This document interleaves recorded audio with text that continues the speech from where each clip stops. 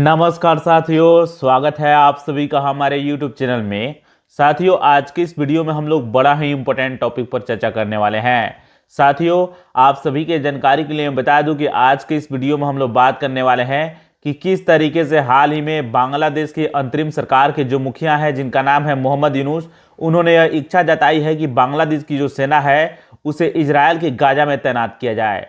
दोस्तों, जब आप लोग यह जानिएगा और समझिएगा कि आखिरकार बांग्लादेश की सरकार अपनी सेना को इजरायल में क्यों तैनात करना चाहती है, तो आपके पैरों तले फिर जमीन खिसक जाएगा। मैं बाकायदा यहाँ पर रिसर्च पेपर लेकर के आया हूँ, आप लोग देख सकते हैं। इस रिसर्च पेपर में फ्रेंड्स ऐसी सी चीज़ों के बारे में जिक्र किया गया है जिसके बारे में अगर आप लोग जानिएगा और समझिएगा तो आपको ताज्जुब होगा और साथ ही साथ आपको हैरानी भी होगी।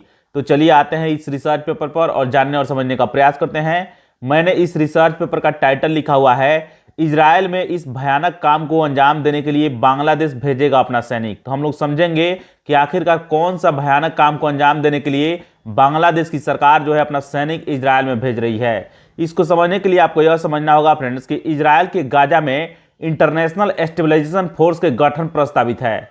यानी इंटरनेशनल स्टेबलाइजेशन फोर्स का जो हिंदी होता है अंतर्राष्ट्रीय स्थिरीकरण बल। दोस्तों, जैसा कि आप सभी को पता होगा कि गाजा में इजरायल और फिलिस्तीन के बीच काफ़ी ज़्यादा टकराहट देखने को मिल रही थी।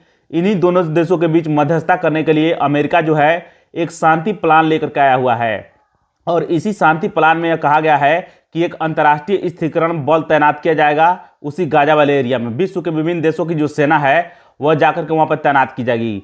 क्यों वहाँ पर तैनात किया जाएगा, यानी अंतर्राष्ट्रीय स्थिरीकरण बल जो है वह क्यों तैनात करना चाहता है वहाँ पर, तो गाजा में शांति बहाल करना उसका उद्देश्य है। दूसरा उद्देश्य है हमास को निरस्त्र करना, यानी हमास को हथियार विहीन करना, उसके जितने भी हथियार उसे हथियार को छीन लेना। तो ये चीजें ध्यान रखिएगा।